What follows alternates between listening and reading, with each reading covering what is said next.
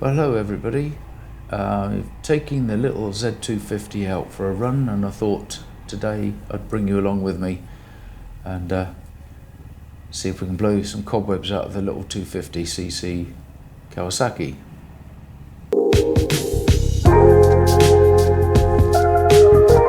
We're off on the usual route, say usual, sort of loop around where I live. First stop, of course, is to put some petrol in. I managed to sort of run a tank full of petrol through it, so I thought it would be a good chance as summer's coming to put some petrol in it and find out what bugs lie before us. In actual fact, we did uncover one problem, but more of that later. And as I say, the weather is finally spring-like here, so we're now getting to some decent weather, hopefully.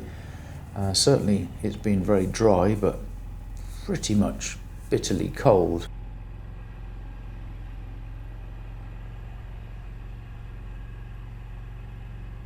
So first stop, of course, is petrol, as I said, and for this we have to roll down the hill into the traffic to top up with this one of the stations that still gives us E5. Most of the local stations are just doing E10.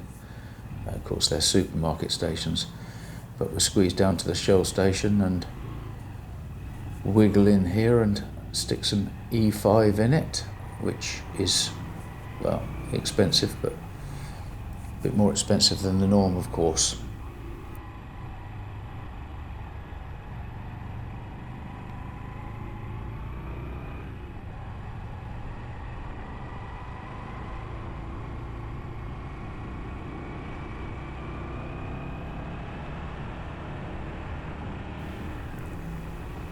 Right, job done there, so it's off we jolly well. Managed to sort of tinker around with the tick over here. I've got a problem, as I said, with tick over. It seems to either run at, it'll tick over at 2000 RPM, and occasionally it will drop down to sort of a nice steady 1200 RPM, but it doesn't seem to sort of, it's either one or the other. It's not consistent, so there's obviously something wrong with the fuelings somewhere along the way. But once it's rolling, it seems to be okay. I found with the bike at the moment, it's showing itself to have a reasonable sort of pull, but definitely a flatter feeling. Once you hit 7000 RPM, it suddenly takes off like a banshee, so I'm guessing again something somewhere is slightly off, but it certainly goes like a rocket once you go above 7000 RPM, and it potters along at 5000 RPM quite nicely. So it's sort of bedding it in, and the more I ride it, the better it gets. So I'm hoping that will continue, and it's just going to be a case, I think, of live with it to a certain degree, because obviously it's quite old, and the air intake air filter system is a bit sort of homemade, so we'll see how that sort of pans out in the fullness of time. If I pad it out more, I effectively choke it. It still feels a little bit rich, but maybe not. Might be in my imagination. Certainly the plugs don't seem rich. Seems to be about right there. So, and it's funny how you get into the zone of working with these little bikes. The 350 BSA will plod along quite nicely, undecided on whether it wants to be in third gear or fourth gear at 30. This little thing, although it's got 6 speeds, probably sort of fourth gear is best at this sort of speed. Even at 30 miles an hour, it sort of doesn't like to be slotted into top gear. Well, obviously it's a smaller engine with sort of different gearing, different sort of engine characteristics, but it's funny, when I first rode it, I had trouble really, because I was trying to ride it like the BSA. I was sort of wondering why it wouldn't pull from low revs. But now I'm getting into the sort of groove with it. I'm not saying you have to manically rev it, but you have to give it some whiz on the throttle to sort of pull away cleanly. And it sort of response being ridden probably like, back in the day when you're 17, people who bought these will probably have ridden like a you know, everyone's sort of, as far as they're concerned, it was a rocket ship, and it was all revs and screaming.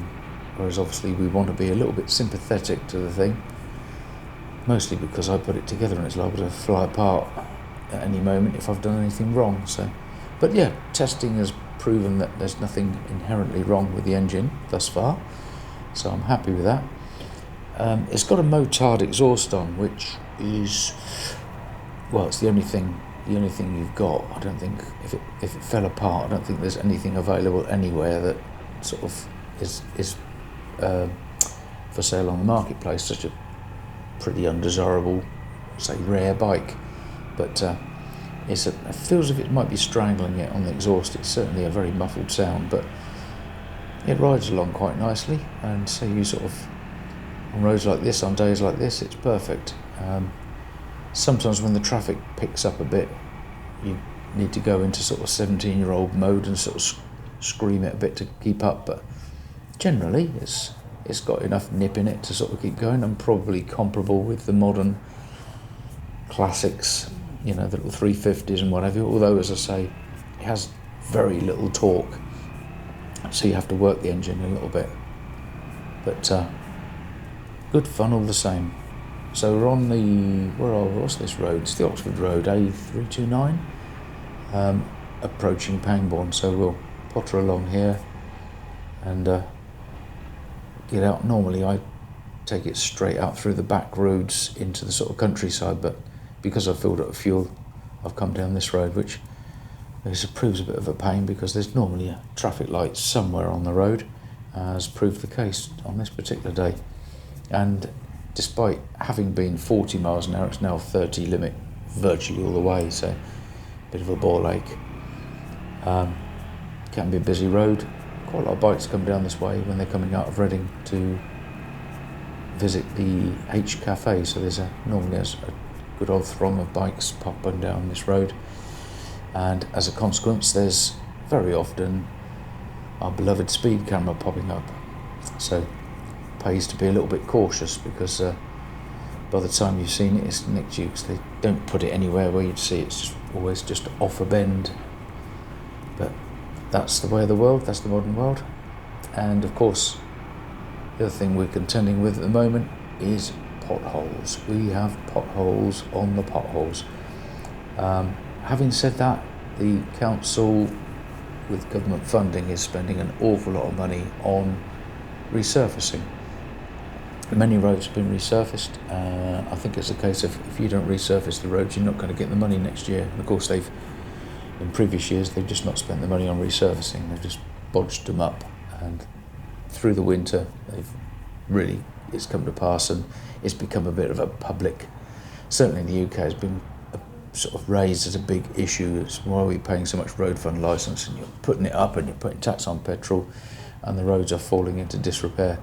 Not quite so bad for the motorcyclists, although saying that, as you can see there's one there. If you're on a little delivery boy on a scooter late at night and pop one of those on the little 17, or the 14-inch wheels, I don't know what they are, little scooter wheels, they certainly give you a kick in the pants, if not throw you off. So there's a safety issue, which cyclists in the main, I think, in fairness, are very upset about. And sometimes you'll come down these roads and find the cyclists in the middle of the road, and understandably, because the surface of the road is pretty bad. If you've ever ridden a racing cycle, there's this, it's like you're riding on very thin tyres and sat on a fence sort of bikes, and if you hit something, it'll have you off. And I think there have been a few instances of that occurring, so heaven knows what they're doing here. They've been messing around with this bit of road for ages, but I don't actually know what they've done. But anyway, we'll pop on and we'll meet Pangbourne in a minute, and the obvious traffic that entails.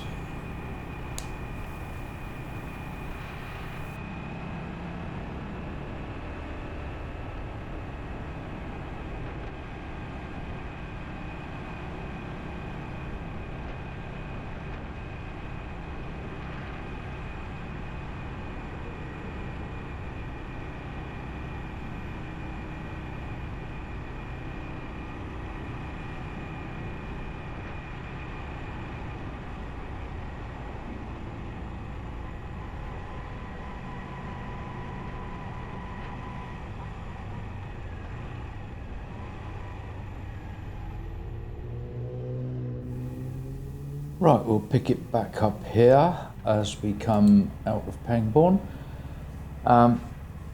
Interesting, really. You'll see in a moment, one of those moments where, as a motorcyclist, technically you're in the right, but I made a mistake in my opinion. As you see, as we go left here, there's a stream of traffic, and there was a gap in the traffic, and I wanted to turn right to go up past the Pangbourne College. I think it's a Naval College. There's a gap. I should have noticed a guy waving, and I thought he was waving, well, I didn't notice, I thought he was waving at me, but the red car moved. Gave me a moment of, oh, he's going to collect my leg. But there you go, that's the sort of motorcyclist lot, isn't it?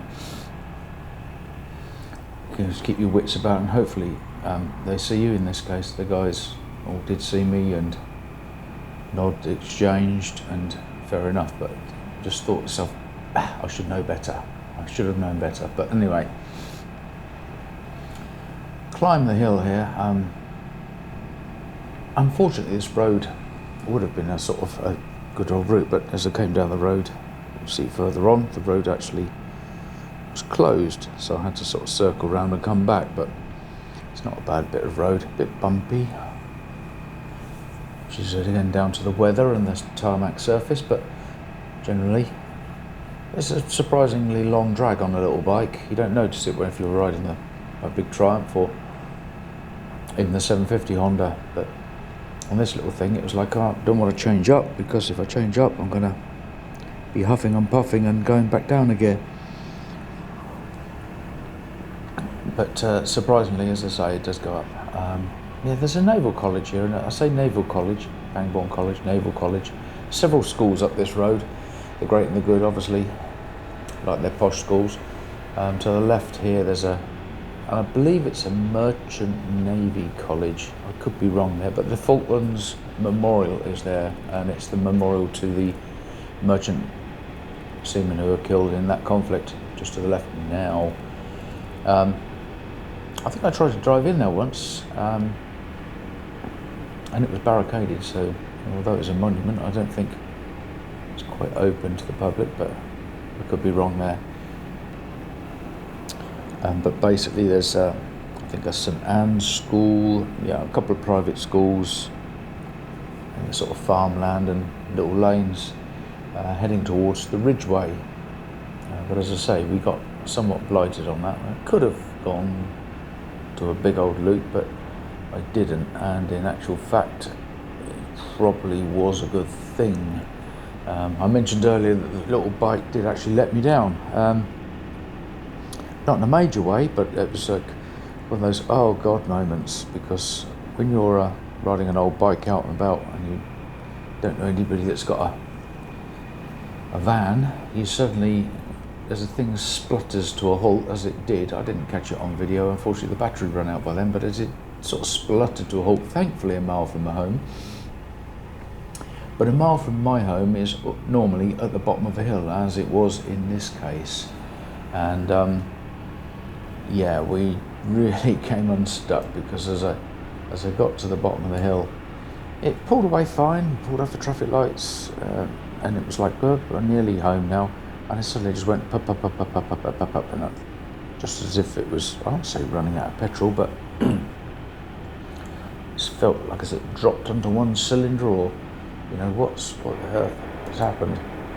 And it was a case of checking, check, check this, check that, and check plug out, check that, petrol, we've got petrol, turn it on reserve, there's plenty of petrol, because I know I just filled it up, is there a blockage?